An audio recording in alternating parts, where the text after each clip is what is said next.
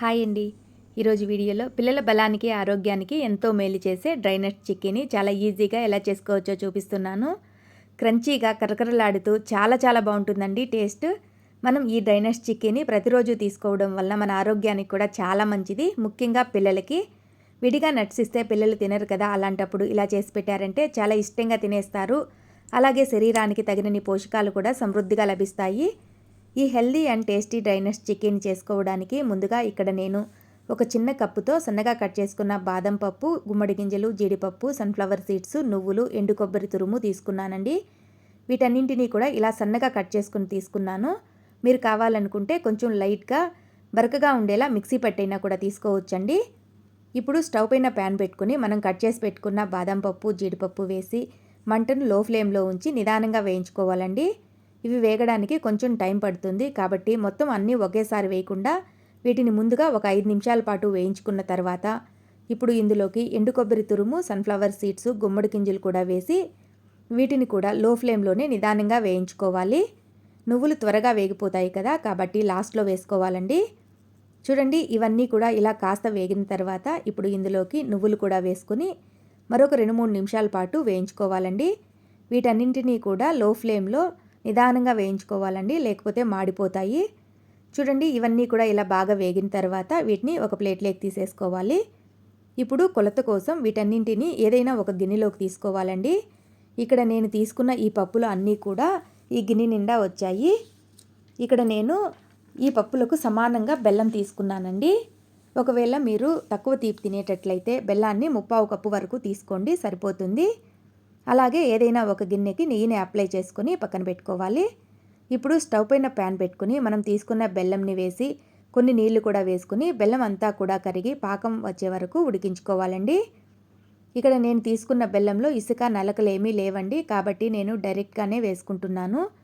ఒకవేళ మీరు తీసుకున్న బెల్లంలో ఇసుక, నలకలు లాంటివి ఉన్నట్లయితే వడగట్టుకొని వేసుకోండి, సరిపోతుంది. ఇక్కడ పాకం అనేది సరిగ్గా ప్రిపేర్ చేసుకోవాలండి, లేకపోతే మనకు చిక్కీ తినేటప్పుడు సాగినట్లుగా పంటికి అంటుకుంటూ ఉంటుంది. ఈ చిక్కీని ప్రిపేర్ చేసుకోవడానికి మనకు బాగా ముదురు పాకం రావాలండి. అప్పుడే మనకు తినేటప్పుడు పంటికి అంటుకోకుండా క్రంచీగా కరకరలాడుతూ టేస్ట్ కూడా చాలా బాగుంటుంది. మంటను మీడియం టు లో ఫ్లేమ్లోకి అడ్జస్ట్ చేసుకుంటూ పాకాన్ని ప్రిపేర్ చేసుకోవాలి. పాకాన్ని మధ్యలో చెక్ చేసుకుంటూ ఉండాలండి. చూడండి, ఇక్కడ పాకాన్ని చెక్ చేస్తే పాకం అనేది సాగినట్లుగా ఉంది కదా, అంటే మనకు పాకం అనేది ఇంకా రాలేదన్నమాట. ఇంకా కాసేపు కలుపుతూ పాకాన్ని ఉడికించుకోవాలి. ఇప్పుడు చూడండి, ఇంకొకసారి పాకాన్ని చెక్ చేసుకుందాం. ఇక్కడ పాకం అనేది కరెక్ట్గా వచ్చిందండి. పాకం కరెక్ట్గా వచ్చిందో లేదో తెలియాలంటే చూడండి, పాకాన్ని మనం గిన్నెకేసి కొడితే ఇలా సౌండ్ అనేది రావాలి. అప్పుడే మనకు పాకం అనేది కరెక్ట్గా వచ్చినట్లన్నమాట. ఇలా పాకం వచ్చాక ఇప్పుడు ఇందులో మనం ముందుగా వేయించి పెట్టుకున్న పప్పులన్నింటినీ కూడా వేసి మంటను లో ఫ్లేమ్లో ఉంచి ఈ పప్పులన్నీ పాకంలో బాగా కలిసేటట్లుగా కలుపుకోవాలండి.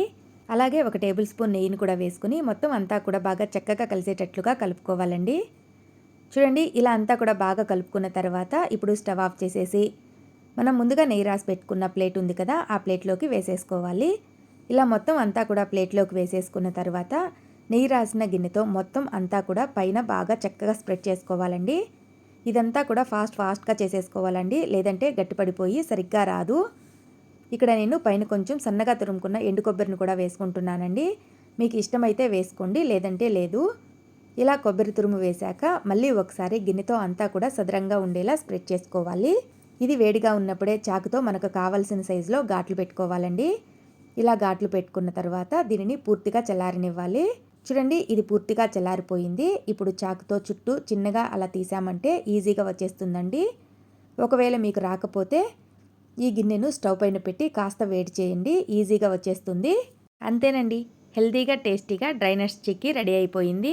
మనం ఇందులో వేసిన పప్పులన్నీ కూడా పిల్లల్లో జ్ఞాపక శక్తి పెరగడానికి, ఎముకల బలానికి, కంటి చూపు మెరుగుపడడానికి, జుట్టు పెరుగుదలకు ఇలా ఎన్నో రకాలుగా ఆరోగ్యానికి ఎంతో మేలు చేస్తాయండి. టేస్ట్ కూడా చాలా బాగుంటాయి. మీకు ఒకటి తుంచి చూపిస్తున్నాను, చూడండి, క్రిస్పీగా కరకరలాడుతూ ఎంత బాగా వచ్చాయో అనేది. మీరు కూడా ఒకసారి తప్పకుండా ట్రై చేయండి. ఈ హెల్దీ అండ్ టేస్టీ రెసిపీ మీకు నచ్చినట్లయితే లైక్ చేసి, షేర్ చేసి, సబ్స్క్రైబ్ చేయండి. Thanks for watching.